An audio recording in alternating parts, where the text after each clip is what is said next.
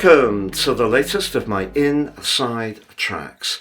Today I'm going to explore a truly influential planetary dust-up between the Sun and the potent Mars. This peaks on January the 16th at 2:38 a.m. Universal, but it's an aspect that only occurs just over every 2 years, and that's because of Mars's retrograde. If you recall, on the 6th of December, Mars, at that time in Leo, slammed on the celestial brakes, but on the 6th of January, inverted back into Cancer. There's a big picture here.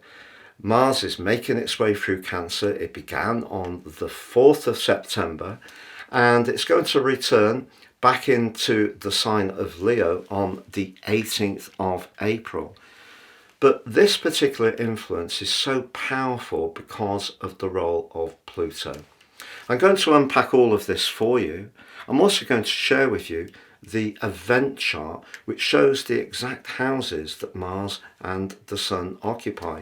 Now, there's a lot of other planetary players feeding into this event, which do provide some levitation potentially, but we need to know how to work with this energy. I'm astrologer Patrick Arundell. Thank you for joining me.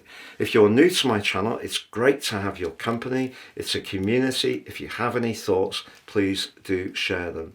If you're a returning visitor, thank you so much for your company. If you've yet to sub, please help the channel to thrive. Click that sub button, but also the bell notification symbol. And if you could like or share the video too, that would be fab. If you'd like to have a one-to-one with me, I am a consultant astrologer. Please check out my testimonials below. I don't edit these, I share them as is, and I work with people the world over. Also, if you'd like to take advantage of my even better personal horoscope offer, you can now buy one horoscope and get the second horoscope free.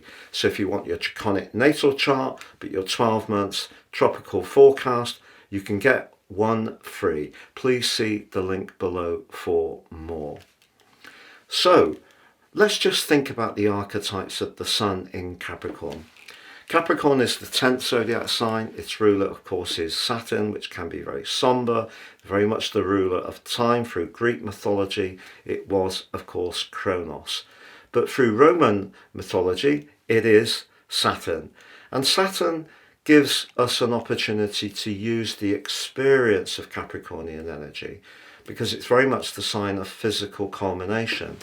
So it can help us appreciate wisdom, experience, people who know what they're doing. So it can be to do with how we work patiently towards our goals and ambitions. It can also be to do with things like physical structures, big businesses, big government, big organisations. And those are things that can provide a degree of continuity. But of course, everything is in the mix at the moment in a certain amount of change. So one of the things we can do with Capricornian energy is really be quite attached to the things that have worked for us for some time.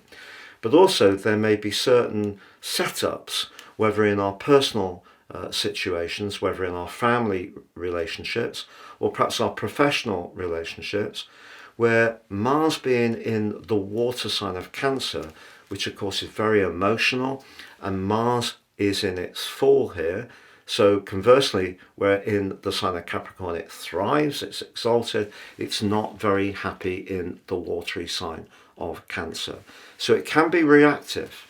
So if we put Mars and the Sun opposite, and we have a situation where someone wants to maintain the status quo, but also just cling to something how it has always been, and there's another situation or another dimension that someone sees in a much more intuitive and emotional way, they could push that person to change. But if that person resists, that can create tension. So in a natal horoscope, if someone has got Mars opposite the sun, it gives them a huge dynamism, and they can achieve a fantastic amount through sheer willpower. But it can also at times create conflict because it can be so impatient. And Mars in Cancer can therefore be a triggering energy if we feel that someone is just maintaining their grip or hold over a situation to suit their agenda. So in other words, they're not being particularly open, flexing, they're not listening to the more emotional or intuitive dimension. So that's where we are. But let's also think about the fixed star that's very, very close to this event. It's Terebulum. It's at 25 degrees and 21, but so close to the sun. It is excellent if you are wanting to make that push for some big prize.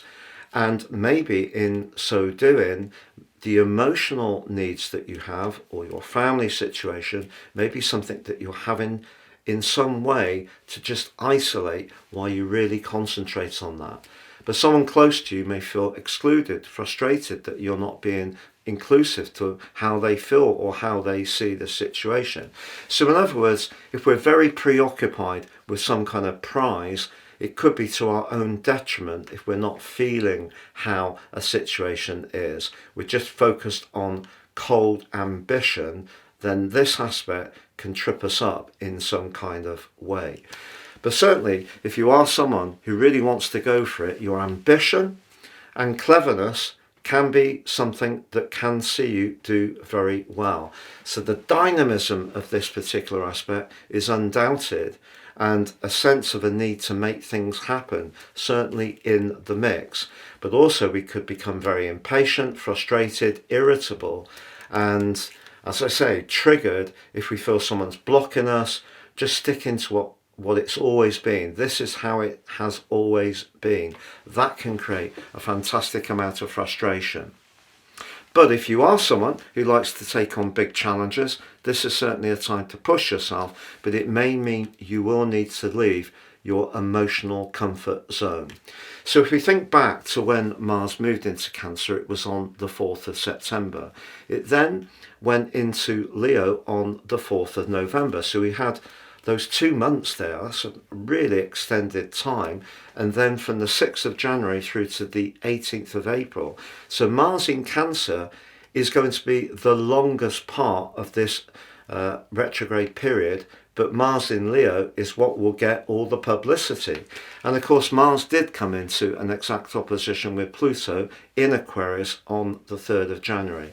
And because they were so closely in an opposition at the turn of the year, the energy of Mars, which can be about thrust, can be about action, can be about anger, desire, can be about ego, but particularly in Leo, in the opposition to the more democratic energies of Pluto in Aquarius.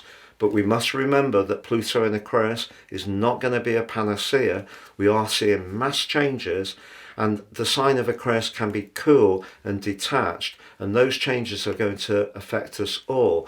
But I think that this year, year 2025, is the year of dogma. We're going to see key individuals wanting to dominate and have control, and Mars opposite Pluto is an aspect that can be used to leverage power on others for individuals' needs, particularly with Mars in Leo, which can be very egotistical, to be honest, if it's not handled right. So Mars on this event being in Cancer could in some ways be an opportunity to release, like a valve, some of the frustrations that have already begun. But we must be aware that Mars in Leo is going to go face to face with Pluto in Aquarius in the latter part of April. It is going to be repeated, and because Mars and Pluto are in an opposition at the turn of the year, that's going to be a backdrop energy, a solar return energy for us all collectively throughout year 2025. I'm just briefly going to share with you the event chart. This is really interesting. The event chart is based on Greenwich, as usual, not because I'm in the UK, but because of the prime meridian. It is based on universal. So for some people, they will experience this aspect later on the 15th of January. But in terms of universal time, it's at 2:38 a.m. and that puts the sun, interestingly, in house 3. We'd never think about the sun in Capricorn as a third house energy, which is quick, nimble, flexing, dexterous. It's very much to do with being a bit more plodding, a bit more thorough, very much to do with upholding the orthodox. No, it's asking us to think quickly, and with Pluto very, very close to the sun, our thoughts and our ideas can carry an awful lot of power at the present time. But the really interesting aspect, to be honest, is Mars in house 9, along with the moon in Leo. But Mars in the 9th house resists all restrictions, and those restrictions can come from the desire of Capricorn energy that you must conform. We must do what we're told to do. We must fit in with what's expected. This is revolutionary stuff, to be honest, and some people, of course, will take great delight in not doing what is expected and being even more verbose in offering their viewpoint, which is a mixture of emotion, which is Cancer, but force and passion, which is Mars. So there could be some mighty falling outs amongst certain people over this particular aspect, to be honest. And if you are travelling anywhere, because the 3rd and 9th house axis is very much about travel, whether it's a short journey or it is something longer, but if you're in charge of your journey, so in other words, you're driving, riding a bike, a motorcycle, an e-scooter, be aware if you rush it, it could end up in some kind of mishap. But what about the positives that feed into this event? Well, there is the posse in the sign of Pisces. But we need to be mindful of the ruler of the sign of Capricorn, which is Saturn, and that's very close to Venus. So the inference here is some financial aftershocks can be felt at this time. So we are seeing some more somber figures in terms, of industrial output, employment, growth, particularly in the UK. It all looks a bit dismal. I think there is job growth in the States, but it's a little bit lower than had been hoped for.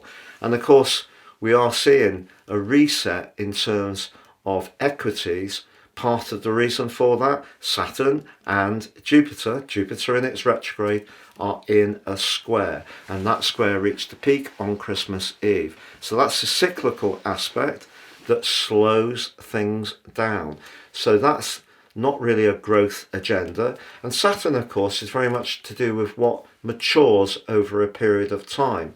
So we're being asked really on this event to be in tune with our emotions, mindful of our ambitions, keeping the lines of communication open, but also I think it's vitally important to be mindful of Neptune and the North Node in Pisces, which is a magical spiritual combination, but also Uranus in the sign of Taurus, which has caused such mischief since it's been there full time since March 2019.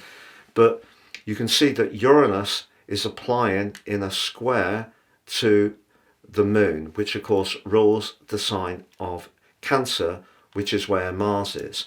So that's a very antagonistic aspect. It can give us the desire to splash out in a way which is a bit more carefree and abandoned, a bit more impulsive. And of course Capricorn energy is saying, no, you've got to be more consolidating, more aware of being cautious, thorough, going through the process in a very systematic way. So we can see the ruler of Capricorn is afflicting the planet which rules money, Venus, and also affection. So affections can be called on this event.